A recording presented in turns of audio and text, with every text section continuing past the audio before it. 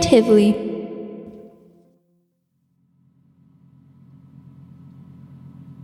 All right, you go to the internet and you pull up Google. You're looking for something very specific that you've just got to find out about. And when you start to put in your keywords and do your search, you realize the stuff coming back is nothing like you want. And the same again and again and again. Repetitive. This is repetitive. And some stuff you just don't really care to see at all. I think not. It's nothing less than an exercise in frustration. All right, now let's take that little exercise that we've all been through and make the switch over to what we're here to learn about, podcasting. See, we are podcasters. We love doing what we do. And I think sometimes we get so into our podcast itself, talking about this stuff that's of interest to us and that we think might be helpful to other people, that we forget that the people we're trying to serve are doing that exact same thing as someone searching the internet. They are looking for a show with the content that can help them with their specific podcast search query. That's the issue of what I would call listener intent. As someone's looking for a show, they're looking for a show that answers certain questions or meets certain needs. And as you might imagine, I have some thoughts about listener intent and how we can use listener intent to make our podcasts better. Stick around.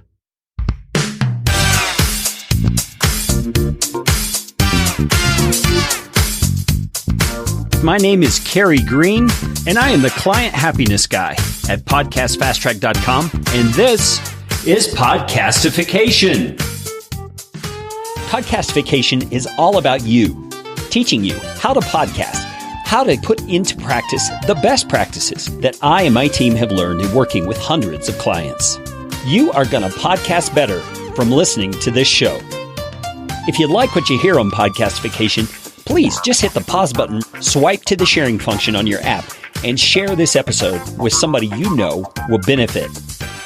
And if you'd like to get in on more Podcastification goodness, you can do it by subscribing to our Podcast Optimizer email series, and I promise you, you won't get lots of junk. You'll just get one actionable email a week.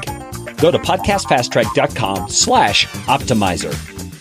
That is enough of that kind of stuff. Let's get you podcastificated right away.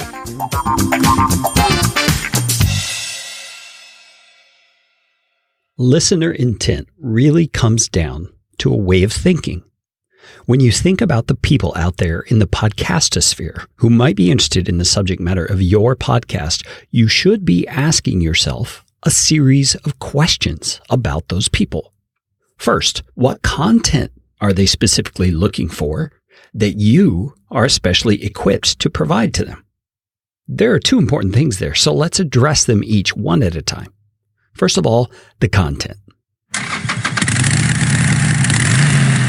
You know, it doesn't make sense for Harley-Davidson to make a show that addresses technical issues and user problems with any old motorcycle out there. Why? Well, because the carburetor on a 78 Kawasaki and the fuel injection on a modern-day Harley have little to do with each other. Harley owners who are going to listen to Harley-Davidson's podcast want and need Harley-oriented content. Now, replace Harley-Davidson with your overall topic or industry or niche.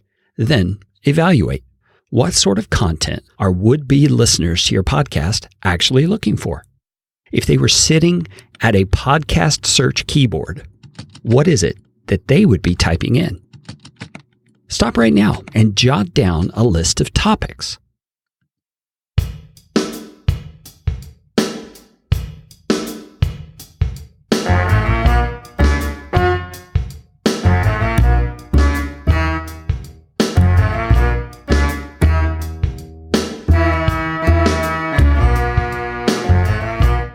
Now that you have a list of topics, let's move on. Next, you need to narrow down that list to the subjects that you are uniquely qualified to address. Now, this is where it gets a bit more difficult because you've got to exercise the humility and the self-discipline to realize when you are not the person to talk about a particular subject, either because you don't have the experience or knowledge to truly be beneficial, or because you feel there's somebody else who might bring a better experience to your listeners. Let's take an example. If you're publishing that show for Harley-Davidson owners, you're probably going to find something on your list that you're not qualified to speak about, the fuel injection maybe. You have 3 options.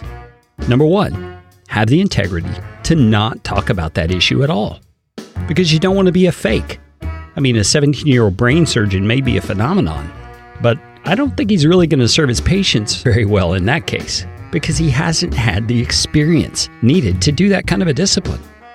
Second, you can get busy learning it. It's difficult. It's time-consuming, but man, I think we all know it's well worth it to learn about something you're interested in and can really become an expert resource for others in.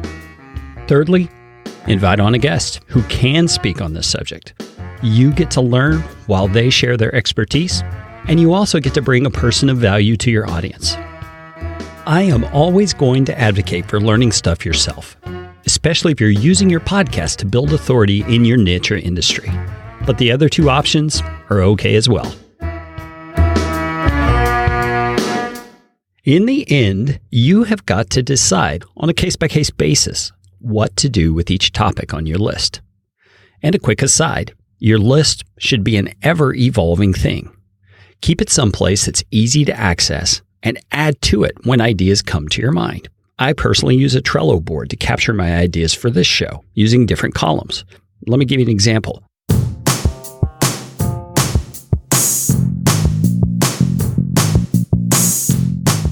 I have 6 different columns. The first is my ideas. This is where my ideas land initially once I capture them. The second column says marinating. It's chosen from the ideas column as potential episode topics that I'm ruminating on, thinking on, letting them digest a little bit. The third column says green room. These are topics I've chosen that I'm going to use for my podcast, and they're kind of under development. I'm fleshing them out to see if it's really possible to create the kind of episode I have in mind. The next column is called in production. It's where I'm actually working on it to do a publication. These are the ones that will hit the air someday. The next one says show notes. This is where I've finished the audio and show notes are in the creation process. And then finally, complete. The audio and the show notes are done, and it's been published to my Mediahost account. I hope hearing how I do it is helpful to you to help you figure out the way you should do it.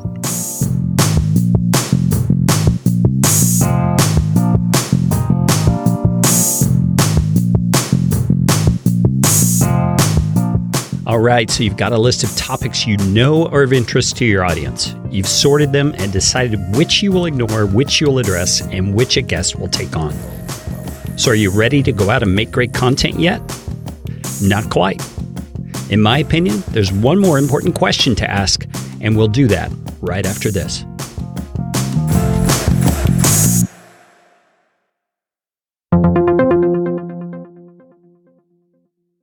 You know, I get questions from clients and non-clients alike about this issue of content. And one of the most common questions is, what do you do when you run out of content ideas? Man, it's a valid question because any one of us can come up short when it comes to being creative, having new ideas. Well, I've developed what I call the 10-10-10 method. And if you're ready for a quick coaching tip, I'm going to tell you how to do it right now. First thing is go out and get a packet of sticky notes. You could do it on paper, you could do it on computer, but I prefer sticky notes because you can easily rearrange them and see it all visually out in front of you. If you have a whiteboard that you can stick them on, even better. All right, what you're going to do is you're going to set a timer for 10 minutes. Do that on your phone, do it with an egg timer, do it however you need to, but set that timer for 10 minutes. And when you start the timer, here's what you're going to do. You're going to take those sticky notes and as rapidly as you possibly can, you are going to write down every idea that comes to your mind that you are able to speak about regarding the topics you cover on your podcast. These are things you know something about, things you can deliver value on. And you don't want to critique these ideas as they come out. You just want to get them down on paper. Maybe you've approached it before in a podcast episode. Who cares? Right now, you just get it out on paper. And you're going to do that for 10 minutes while that timer is ticking. All right, your timer's going to go off and you're going to have to stop. Here's the next 10 of my 10-10-10 process. That is, you're going to spend 10 minutes writing down 3 subpoints under each of those topics. So I hope you left a little bit of room on that sticky note. You want to put 3 subpoints that will help a listener understand that topic. I would suggest the first 2 perhaps are informational, and then the last one is action-oriented. Make it of tremendous value to your listener. Then your timer's going to go off after that 10 minutes, and you are once again going to be faced with another 10-minute block. What are you going to do during this 10 minutes? You're going to order those topics in a sequence that makes sense to you, being the one who knows the subject matter. Now, on some of these topics, you may decide that your listeners will be better served by bringing in one of those guests that I mentioned. Hey, that's totally cool. Whatever you think is best. But do you see how in 30 minutes of just clearing out your mind, giving yourself permission to not filter things and not critique things, just getting it out of your head, you have plenty of ideas. You just need to set aside the time to get them out on paper. Because by the time you're done with this 30-minute exercise, you are likely going to have 10, 15, 20 episode ideas. See what I'm saying? And if you don't do solo episodes, might I just throw in a second little coaching spark here? You might consider doing solo episodes where you are the expert and you are bringing value to your community. What better way to get people to know, like, and trust you, the creator of the content? This is just one example of how I serve clients in coaching sessions. This one's pretty simple and anybody could come up with it. But the fact is, most people don't. Most people get stuck. And I've seen clients get stuck over and over. And so that's where exercises like this 10-10-10 process comes from. I would love to serve you and your podcast audience by helping you with a 1 hour, 2 hour, however long podcast consult call. Mention this episode of Podcastification and I'll give you a 15% discount. All right, it's time to get back to the idea of a listener's experience. Here we go.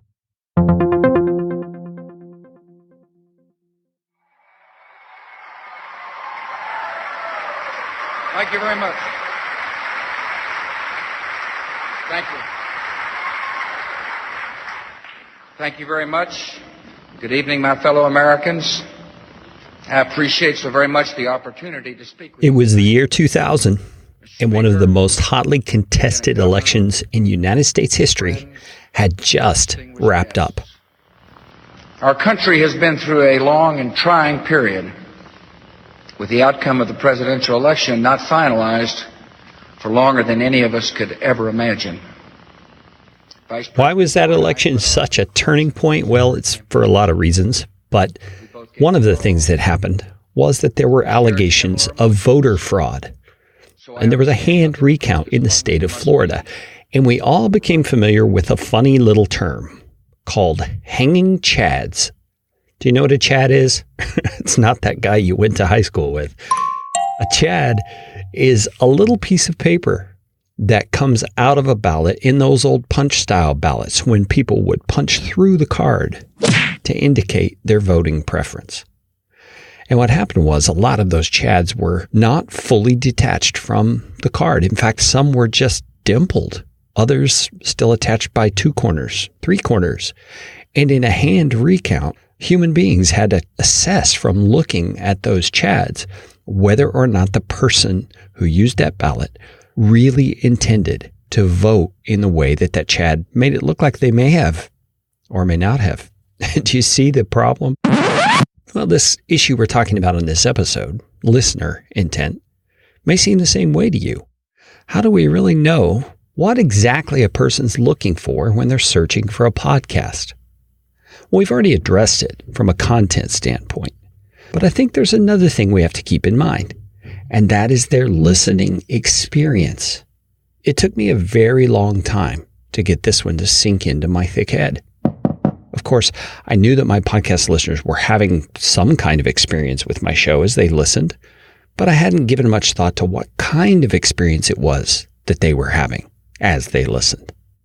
And when it comes to what people want to experience when they listen to a podcast, I think there's only a few options: entertainment, education, data, inspiration or encouragement, or perhaps even all of the above. So let's take a look at those four things one at a time.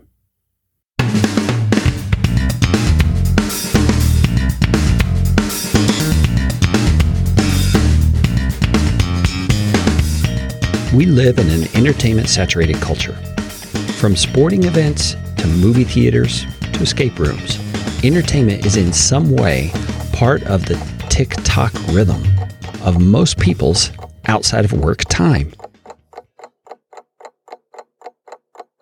So when you think about what your podcast has to offer people who are searching for it, you need to be thinking about the entertainment value of your show. Because like it or not, your podcast is not only competing with the other podcasts in your niche, it's competing with every other form of media and entertainment your listeners have to choose from. Now just let that sink in for a bit, and you'll realize that you've got your work cut out for you if you're going to get the attention and keep the attention of your ideal listener. And even more so as the podcasting space gets more and more crowded and there are more shows you've got to compete with. So when it comes to the entertainment value of your show, get out another sheet of paper and have another brainstorming session. Are there ways you can make your show funnier? You think that was funny? Now don't force it if humor and that sort of thing doesn't come natural to you. But if it fits you and your topics, feel free to try and make things funnier. Are there ways you can make it more interesting?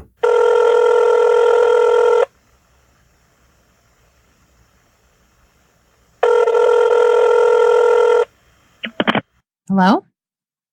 Is there somebody there? Can you hear me? You're scaring me.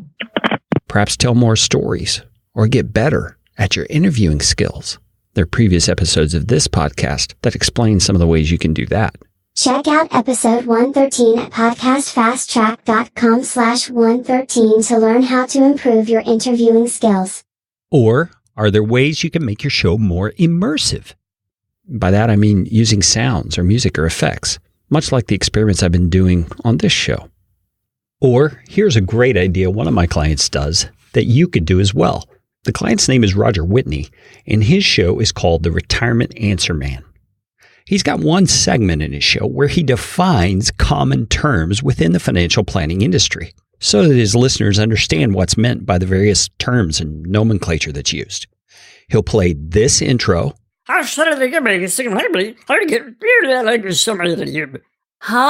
What does that mean? And then he'll go on to define the term for that episode. Those kinds of transitions make his show a lot more interesting to listen to. Whether you're into retirement or not, you should check it out. It's a great example of segmenting within a show. There really are no limits to the way that you can make your show more interesting. You've just got to get a little bit outside the box and think creatively.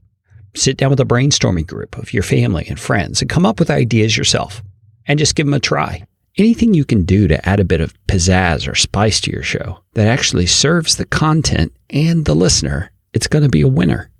In 1930, the Republican-controlled House of Representatives, in an effort to alleviate the effects of the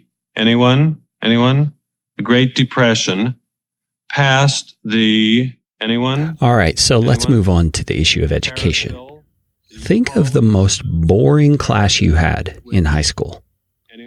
You want to do the exact opposite of what happened in that classroom. You want to genuinely demonstrate and explain how to get things done in your niche or industry. And I would encourage you to do that by not holding things back for fear of people not buying from you in the future because you already gave it all away. The more you give away, the more likely people are to buy from you because you've not only demonstrated your expertise, you have come to be a trusted resource, one that they enjoy consuming content from. What you're really doing is enabling your listeners to drink from the fire hose of your knowledge. You're a lucky little boy, because you know why? You get to drink from the fire hose!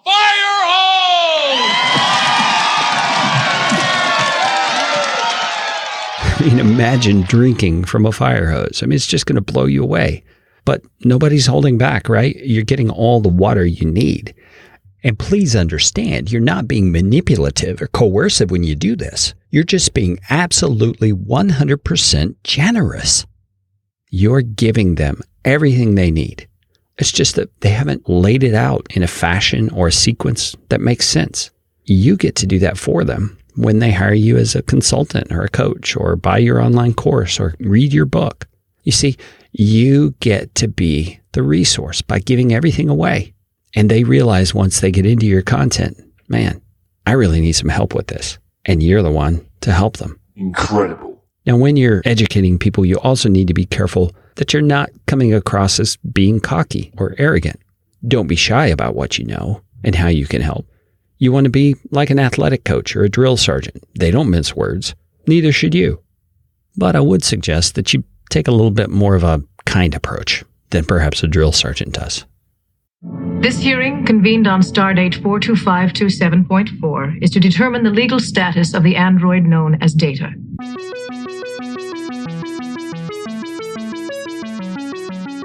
Okay, let's talk about this issue of data. For most people, data is like a root canal. Everybody knows it's a thing, and it may be something you have to deal with someday, but nobody really wants anything to do with it. That's because we've all been the victim of a data dump at a presentation or a keynote. You know the one. It's the one with 17 slides showing pie charts and graphs that visually communicate the exact same information the speaker is saying. It's not the data's fault.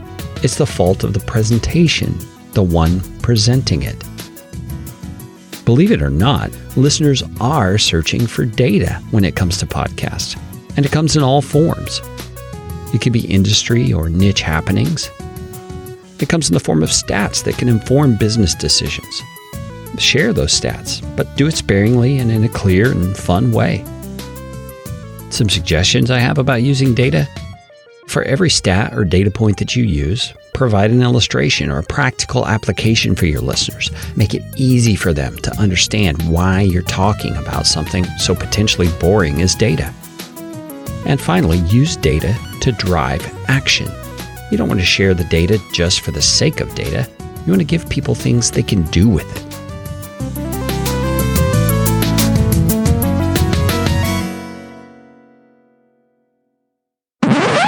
Okay, here's a personal confession for you. I really don't like the word inspiring. Remember, ladies, one must not get one's knickers in a twist. It's one of my personal pet peeves, mainly because of how overused and even misused the word is.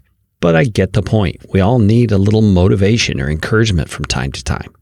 And podcasts are a great way of getting it. I think this is one reason the interview format has been so successful in podcasting for so long. Because when we hear the story of how someone else has done it, whatever it is, we start to believe that we can do it too. Your podcast can serve listeners who are looking for encouragement and inspiration, but only if you take the time to do a few things. 1. Think about your listener's life experience. You got to get into their shoes and realize people are hurting, suffering, struggling, overcoming their past, dealing with financial issues, all kinds of things. You need to empathize with those things if you want to connect with your listeners. So no matter your topic, speak to where you know people are. You need to be able to relate to them right where they're at. 2. Secondly, if you're going to be an inspiration, you've got to speak to the obstacles that exist. Don't ignore them or sugarcoat them. When you're able to speak to the obstacles, it lends toward you and your brand's authenticity. It shows people you're not a huckster or a pie-in-the-sky person. You're ready to take life head-on as it is and deal with it and still come out successful. That is inspiring. 3. Sometimes you just got to believe for people. There's many people out there who don't believe in themselves. And for good reason sometimes. Life has been hard. they need to borrow someone else's belief. It's one of those things that kind of rubs off on other people. So just keep rubbing up against your listeners with that sense of belief for them. 4. Again, there are many people who can't see a better picture of tomorrow because they've not experienced a tomorrow that was ever better than yesterday. You can hold out a better future. You can give them something to move toward and work to accomplish. So when it comes to listener intent, there's really two things we need to be thinking about. It's the content that we are qualified to provide for our listeners and the listener experience that the people who find our show are hoping to have. And that listener experience is going to include entertainment, education, data, inspiration or encouragement, or even all of the above. Music used in this episode includes a piece called Semi-Funk by Kevin MacLeod at Incompetech.com. It's licensed under Creative Commons by Attribution 3.0 license. You can hear that song at 4 minutes, 35 seconds into this episode. The rest of the music comes from Jason Shaw over at Audionautics.com.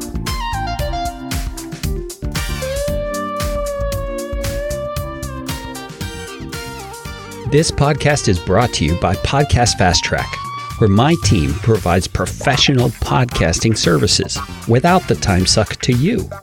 We do full production, editing, show notes, consulting, all kinds of stuff in one monthly subscription package. You can find out more at podcastfasttrack.com. And if you mention this episode of the podcast, we'll give you 10% off your services for life. Now go out and make it a podcastificating day.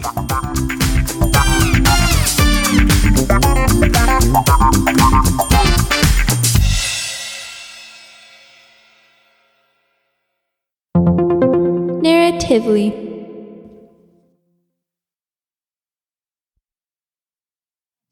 We have only one sentient artificial life form in our society, and he is treated the same as any human.